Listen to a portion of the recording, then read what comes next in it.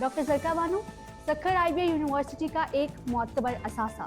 मैं अपने male dominated field में मैथमेटिक्स जैसे डिपार्टमेंट को चूज़ कैसे किया? और मुझे लग रहा था कि नहीं मतलब आई शुड डू समवेयर जहाँ पे कुछ डिफरेंट हो रहा हो। डिफरेंट हालात कौन है ऐसे, वो कौन से लोग हैं जिनसे आप इंस्पायर हुई, जिनको मेरे दोनों पेरेंट्स, लेकिन स्पेशली मेरे फादर हमेशा एक रोल मॉडल रहे हैं। मैथमेटिक्स को हम एक बहुत ड्राई और मुश्किल सब्जेक्ट समझते हैं, बहुत से लोग समझते हैं, बहुत से स्टूडेंट समझते हैं। आप मैथ को एज ए लैंग्वेज लें, ये एक ऐसी ज़बान है जो एक रिसर्चर हैं कैरल ड्वेक, उन्होंने एक रिसर्च कंडक्ट की थी। वाहिद फीमेल हैं आप इस पोस्ट पे, तो कभी आपको आईबीए में कोई ख़ास चैलेंजेस फेस करने पड़े या फिर मैनेजमेंट ओवरऑल बहुत सपोर्टिव रही है हमेशा से।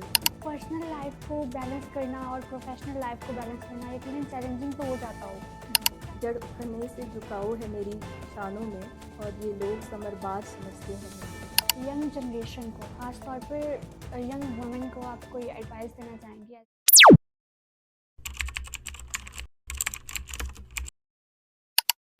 Assalamualaikum, this is your host Rabia Rahman. Welcome to another insightful episode of Podcast Campus Chronicles, where we explore stories of leadership, inspiration, and the power of education. Dear listeners, today we have the honor of sitting down with a remarkable woman, a woman of strength, wisdom, and grace, who is not just a leader, but a beacon of inspiration for many, Dr. Zaika Bano, the first ever female head of mathematics department at Sakkar IBA University. Doctor Zarka Bano Sukkur IBA university का एक मोतबर असासा, mathematics की दुनिया में एक मुनफरिद पहचान रखने वाली खातून, एक बेहतरीन शख्सियत की हामिल, ना फ़कत एक बेहतरीन बेमिसाल उस्ताद और गाइड, बल्कि कई स्टूडेंट्स के लिए, ख़ासतौर पर फीमेल स्टूडेंट्स के लिए मशाल राह। डॉक्टर ज़रका, अस्सलाम वालेकुम। वालेकुम सलाम। कैसी हैं आप? अल्हम्दुलिल्लाह मैं ठीक हूँ, आप ठीक हैं रबिया? अल्हम्दुलिल्लाह मैम।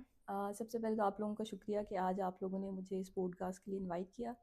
और इससे पहले कि हम फॉर्मली शुरू करें, मैं public speaking and literary society के जो तमाम मेंबरान हैं, ख़ास तौर पे जो आप पैटर्न हैं आप लोगों के, राशिद साहब, आप सबको मुबारकबाद देना चाहूँगी ये एक यूनिक इनिशिएटिव लेने के लिए पोस्टकास्ट सीरीज़ का। और मेरे ख़्याल से कि जितना मैं सोच सकती हूँ इस वक्त पाकिस्तान में किसी और यूनिवर्सिटी में इस तरह का कोई इनिशिएटिव अभी तक नहीं लिया है। And it's such an honor to have you here, ma'am. And ma'am, first of all हम आपके एकेडमिक जर्नी के बारे में जानना चाहेंगे, और ख़ास तौर पर जो एक बात वो ये कि आपने मेल डोमिनेटेड फील्ड में मैथमेटिक्स जैसे डिपार्टमेंट को चूज़ कैसे किया? आज हमारी सोसाइटी में इंजीनियरिंग और मैथ्स ऐसे जो फील्ड्स हैं वो मेल्स के लिए समझी जाती हैं। क्या ऐसी खास इंस्पायरेशन थी, मोटिवेशन थी जिसकी वजह से आप मैथ्स की तरफ आई? इंस्पिरेशन तो एज सच उस वक्त कोई नहीं थी, लेकिन एक शुरू से दिल में था कि कुछ डिफरेंट करना है। तो जिस वक्त मेरा एडमिशन हुआ था इंटरमीडिएट में, उस वक्त हमारे कॉलेज में मेडिकल के दो बहुत बड़े सेक्शन थे, यानी I think more than 100 girls थी ईच सेक्शन में। तो वो चीज़ मुझे थोड़ा सा ना क्लिक नहीं कर रही थी, और मुझे लग रहा था कि नहीं आई शुड डू समवेयर जहाँ पे कुछ डिफरेंट हो रहा हो। हालांकि जो मेरे वालिद साहब थे, उन्होंने मुझे कन्विंस करने की कोशिश की कि मैं भी प्री मेडिकल करूं और उसके बाद फिर मेडिकल के लिए ट्राई करूं, लेकिन मैं बज़िद रही और फिर मैंने प्री इंजीनियरिंग किया और आगे फिर मैथमेटिक्स में आ गई। Okay ma'am. अच्छा ma'am, as a silver medallist आपकी एकेडमिक जर्नी में बहुत से चैलेंजेस रहे होंगे जो आपको फेस करने पड़े होंगे, तो हम आपसे ये ज़रूर जानना चाहेंगे कि वो चैलेंजेस थे क्या, और फिर उन चैलेंजेस को आपने ओवरकम कैसे किया? मैं टू बी वेरी ऑनेस्ट कभी भी एक आउटस्टैंडिंग बच्चा नहीं थी क्लास में। I was below average kid. लेकिन इंटर के बाद जब यूनिवर्सिटी में एडमिशन हुआ और वहाँ पे कुछ अच्छे असातिज़ा मिले कि जिन्होंने शायद मेरे अंदर वो टैलेंट देखा, इनकरेज किया, तो उसके बाद फिर एहसास हुआ कि नहीं, like I can also do something. तो जम के मेहनत की।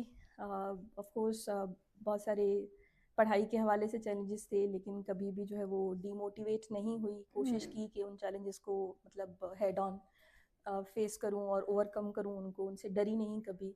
तो इस तरह से। और टू बी वेरी ऑनेस्ट, मैंने कभी मेडल के लिए या क्लास में फर्स्ट सेकंड थर्ड आने के लिए नहीं पढ़ा था। और मेरे लिए एक ये हैरानकुन बात थी जब फर्स्ट सेमेस्टर के बाद हमारा रिजल्ट फाइनल हुआ, तो I was among the top 3 kids of the great. Class. तो वो मेरे लिए अपने लिए भी एक हैरानकुन बात थी। अच्छा मैम, आप तो बहुत से स्टूडेंट्स के लिए, बहुत से लोगों के लिए रोल मॉडल हैं, इंक्लूडिंग मी। लेकिन आपके रोल मॉडल्स कौन हैं? ऐसे वो कौन से लोग हैं जिनसे आप इंस्पायर हुई, जिनको देख के आपने अपनी लाइफ में बहुत सारे पाथ्स और करियर में मतलब बहुत ज़्यादा रहनुमाई आप हासिल करती रही हैं? कौन लोग थे वो? शुरू से अगर देखूं बचपन से, तो ऑफ कोर्स कहते हैं कि हर लड़की का जो पहला रोल मॉडल होता है वो उनके फादर होते फादर हैं। तो ऑफ होते कोर्स मेरे लिए मेरे फादर, मेरे दोनों पेरेंट्स, लेकिन स्पेशली मेरे फादर हमेशा एक रोल मॉडल रहे हैं। फिर मेरे जो बड़े भाई हैं जावेद, उन्होंने भी शुरू से बहुत ज़्यादा हौसला अफजाई की, पढ़ने के लिए इनकरेज करते रहे, ना सिर्फ एकेडमिक हवाले से बल्कि मतलब लिटरेचर हवाले से भी। वो जो भी किताब लेके आते थे तो पहले मेरे सामने रखते थे कि तुम पढ़ो। और उसके बाद फिर अच्छे कुछ असातिज़ा भी मिले जिन्होंने इंस्पायर किया वक्तन फ़वक्तन, जिनमें मेरे यूनिवर्सिटी के चंद टीचर थे, जैसे सरलाज चंद थे, डॉक्टर हसाम शेख हैं, डॉक्टर बाकर शाह हैं। फिर पीएचडी में मेरे जो सुपरवाइज़र थे डॉक्टर सिद्दीकी, उन्होंने बहुत ज़्यादा इंस्पायर किया, मैंने उनसे बहुत ज़्यादा सीखा है। Okay great ma'am. अच्छा मैम, मैथमेटिक्स को हम एक बहुत ड्राई और मुश्किल सब्जेक्ट समझते हैं, बहुत से लोग समझते हैं, बहुत से स्टूडेंट समझते हैं। तो आपकी उन लोगों के लिए, उन स्टूडेंट्स के लिए कोई ऐसी बात, कोई ऐसी राय जो आप उन्हें देना चाहें, जो उन्हें थोड़ी बहुत उनकी हौसला अफजाई करे, या एटलीस्ट उन्हें मैथ्स उसके बाद आसान या इंटरेस्टिंग लगने लगे? मेरे ख्याल से रबिया, ये एक पर्सनल हर एक की प्रेफरेंस और चॉइस भी होती है और कंफर्ट भी होता है। लेकिन अगर आप मैथ को एज अ लैंग्वेज लें, ये एक ऐसी ज़बान है जो आपको नहीं आती और आप सीखें तो आप सीख सकते हैं।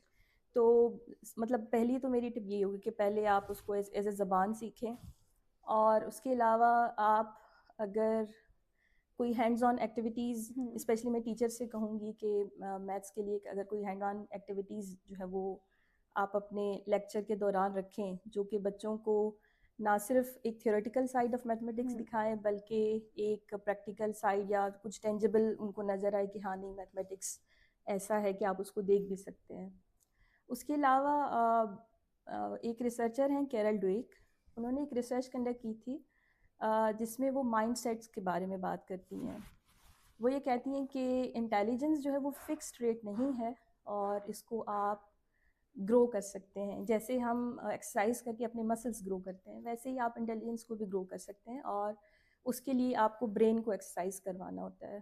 तो उन्होंने जब रिसर्च कंडक्ट की तो उन्होंने ये फाइंड आउट किया कि ये वाली जो तरीक़ेकार है ये मैथमेटिक्स के स्टूडेंट के बहुत ज़्यादा काम करता है।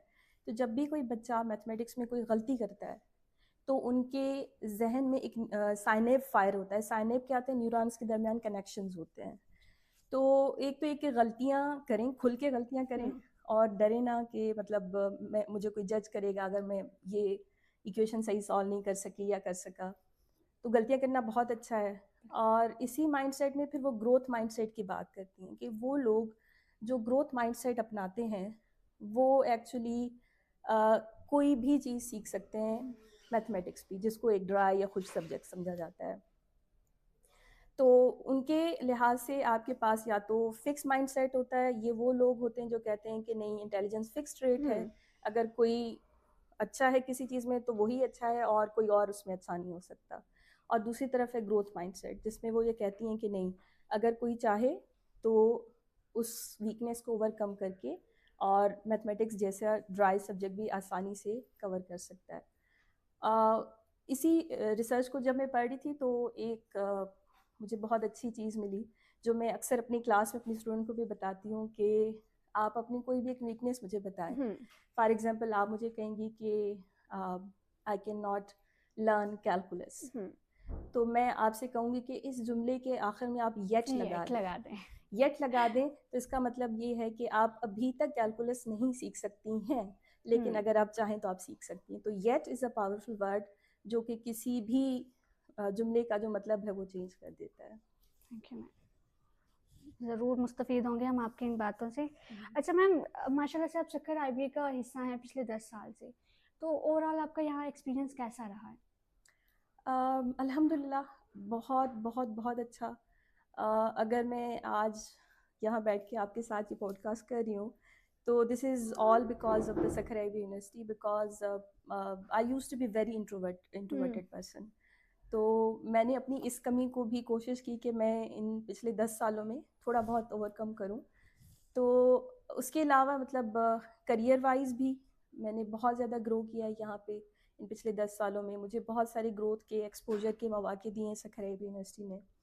और एज अ पर्सन भी मैं बहुत ग्रो और इवॉल्व हुई हूँ पिछले 10 सालों में, बहुत ज़्यादा। और मैम पहली female head of mathematics department हैं आप, तो ये रोल प्ले करना और ये सारी पोजीशन संभालना कैसा रहा फिर आपके लिए?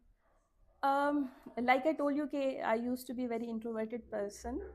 तो इनिशियली मतलब मुझे थोड़ा सा लगा था कि हाँ चैलेंजिंग होगा और मुझे स्पॉटलाइट में पसंद नहीं है रहना या पब्लिक डीलिंग में मैं इतनी अच्छी नहीं हूँ। लेकिन जब चार्ज मिली तो फिर मैंने भी इसको भी एक लाइक लर्निंग अपॉर्चुनिटी के तौर पे लिया और मैंने कहा कि नहीं ये भी एक अपॉर्चुनिटी कि जो मेरे अंदर अगर कोई वीकनेसेस है तो मैं उसको ओवरकम कर सकती हूँ विद दिस अपॉर्चुनिटी। तो yes initially there were challenges but with the period of time मतलब आई लर्नड अ लॉट और हियर आई एम। अच्छा मैम, वाहिद फीमेल हैं आप इस पोस्ट पे, तो कभी आपको आईबीए में कोई खास चैलेंजेस फेस करने पड़े हो या फिर तअस्सुब कभी का सामना करना पड़ा हो कभी? बहुत ज़्यादा नहीं।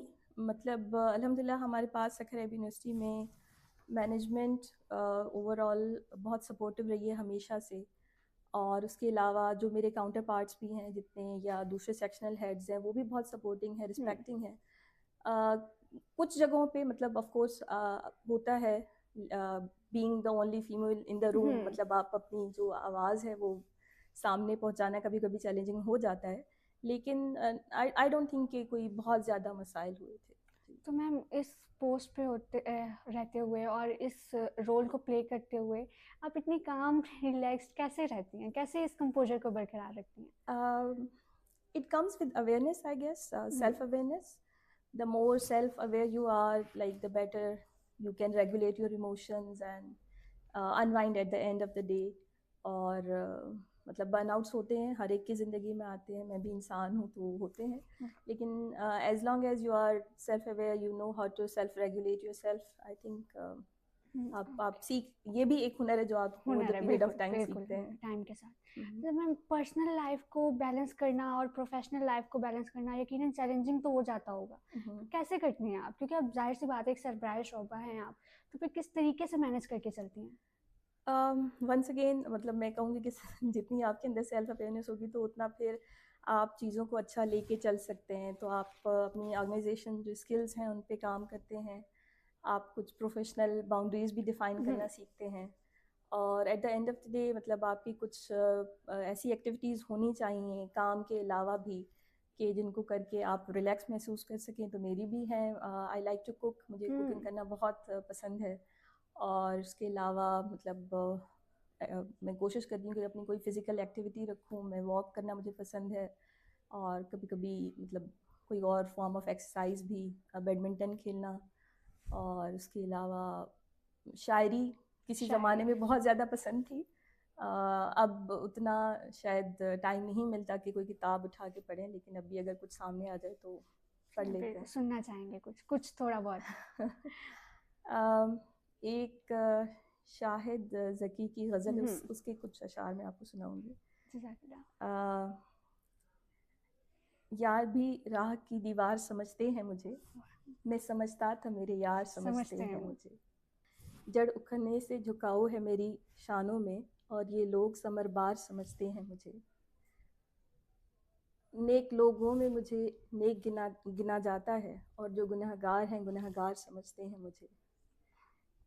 वो जो उस पार हैं इस बार जानते हैं मुझे, ये जो इस पार हैं उस बार समझते हैं मुझे। वाह, थैंक यू सो मच। मैं तो यूं के अंदर से बहुत खाली हूँ और ये लोग पुरस्रार समझते हैं। अच्छा मैम, चलें इसी बहाने आपकी हॉबीज़ के बारे में, आपकी मशगलों के बारे में भी पता चल गया। Ma'am, as a maths student मैं मैथमेटिक्स के डिपार्टमेंट के बिहाफ पर ये यकीनी तौर पे कह सकती हूँ कि आपकी क़यादत में मैथ्स डिपार्टमेंट ने हमेशा एक्सीलेंस का मुजाहरा किया है। तो अगर हम आपसे जानना चाहते हैं कि आप मैथ्स डिपार्टमेंट सखर आईबीए की इस वक्त की करंट सिचुएशन से मतलब कितनी सेटिस्फाइड हैं और आगे के लिए आपके क्या प्लान्स हैं, क्या विजन्स हैं आपके? जहाँ तक मैथमेटिक्स डिपार्टमेंट का ताल्लुक़ है तो मैं सारा क्रेडिट अपने सर नहीं लेना चाहूँगी, जहाँ जो जिसका क्रेडिट ड्यू है मैं उनको भी देना चाहूँगी। तो हमारी जो मैनेजमेंट है, ख़ुसूसन लेट निसार सिद्दीकी साहब, उनको मैथमेटिक्स से बहुत ज़्यादा प्यार था और वो हमेशा उनकी ये कोशिश होती थी कि यहाँ पे आप लोग मैथमेटिक्स का कुछ ऐसा करें कि सखर आईबीए, सखर मैथमेटिक्स के लिए जाना जाए। तो उन्होंने हमेशा बहुत ज़्यादा सपोर्ट किया। फिर जो हमारे पहले छोड़ी थे डॉक्टर जावेद हुसैन बिरोही, उन्होंने इस डिपार्टमेंट को इस्टेब्लिश करने के लिए बहुत ज़्यादा काम किया। मतलब मुझसे पहले वो आई थिंक 2 या 3 टेन्योर के लिए छुट्टी रहे हैं। तो जब मुझे डिपार्टमेंट मिला तो already it was very well established. तो फिर मैंने कोशिश ये की कि जहाँ पे है उस मयार को बरकरार भी रखा जाए और कुछ और न्यू इनिशिएटिव्स भी लिए जाएँ। तो फोकस ज़्यादा ये था कि मतलब एक इंक्लूसिव एनवायरनमेंट बनाया जाए जहाँ हर कोई इंडिपेंडेंटली, फ्रीली, फ्रीडम के साथ काम कर सके। रिसर्च की तरफ ज़्यादा फोकस था। फिर हम लोगों ने अपने प्रोग्राम्स में कुछ ऐसे चेंजेस किए कि हमारा प्रोग्राम ख़ुसूसन जो अंडरग्रेड का प्रोग्राम है वो बहुत सक्सेसफुल प्रोग्राम है हमारा इस Yes, वक्त। ma'am. और हमारे जो ग्रेजुएट्स हैं, जब भी मतलब ग्रेजुएट करते हैं तो वो या तो जॉब मार्केट में फ़ौरन ही इंडक्ट हो जाते हैं या फिर वो स्कॉलरशिप्स लेके बाहर जा रहे हैं अपनी हायर स्टडीज़ के लिए। फ्यूचर के लिए ऑफ कोर्स मैं चाहती हूँ कि हमारा जो डिपार्टमेंट है वो एक सेंटर ऑफ एक्सीलेंस के तौर पे और ज़्यादा जो है वो तरक्की करे, ख़ुसूसन मैथमेटिक्स में। और अब हम चाह रहे हैं कि हम कुछ और डिसिप्लिन्स में भी जो है वो प्रोग्राम स्टार्ट करें, जैसे हम इंग्लिश में कोशिश कर रहे हैं कि प्रोग्राम स्टार्ट करें। सो इंशाल्लाह मैं होपफुल हूँ कि हम इसको एक सेंटर ऑफ एक्सीलेंस बनाएंगे मुख्तलिफ शोबों में इंशाल्लाह। इंशाल्लाह, इंशाल्लाह। अच्छा मैम, यंग जनरेशन को, ख़ास तौर पर यंग वुमेन को आप कोई एडवाइस देना चाहेंगी? ऐसी लड़कियां, ऐसी ख़वातीन बहुत बड़े बड़े मकासद जो रख के बैठी हैं और उनकी तकमील के लिए बहुत मेहनत कर रही हैं, उनके लिए कोई एडवाइस? बिल्कुल। मतलब मैं उनको यही कहना चाहूँगी कि कुछ भी मुश्किल नहीं होता और हम सब के अंदर अल्लाह पाक ने सलाहियत दी है कि हम चैलेंजेस का डट के जो है वो मुकाबला करें। और हम चाहें तो हम जो चीज़ चाहें वो हम अचीव कर सकते हैं। बस ये है कि आपको डट के मेहनत करनी पड़ती है और परसिस्टेंट रहना पड़ता है। So you can achieve anything. और मतलब अनफॉर्चुनेटली हमारे माशरे में जिस तरह से बच्चों की परवरिश होती है कि हमें एक सांचों में ढाल देते हैं कि अगर मेल चाइल्ड है तो ये वाला सांचा है, अगर फीमेल चाइल्ड है तो ये वाला सांचा है। तो उसकी वजह से फिर शायद हम जो लड़कियां स्पेशली या जो ख़वातीन हैं, हम अपने लिए कोई लिमिटिंग बिलीव्स शुरू से बना लेते हैं कि मतलब I can not do this and that. But ऐसा कुछ भी नहीं है, हम सब कुछ कर सकते हैं अगर हम चाहें तो इंशाल्लाह। Thank you so much ma'am, thank you so much. तहे दिल से शुक्रगुजार हैं, आपने अपने इतनी बिजी शेड्यूल में से वक्त निकाला है हमारे लिए और आपके ख़यालात से, तजुर्बात से बहुत कुछ सीखने को मिला और ख़ास तौर पे हमें आज मतलब ज़िंदगी को के बहुत सारे नए ज़ाविये देखने को मिले। And to the listeners, until next time, keep solving, keep exploring, and remember one thing: mathematics is not just numbers, it's the key to unlocking the universe. Stay tuned and keep watching Podcast Campus Chronicles. Thank you.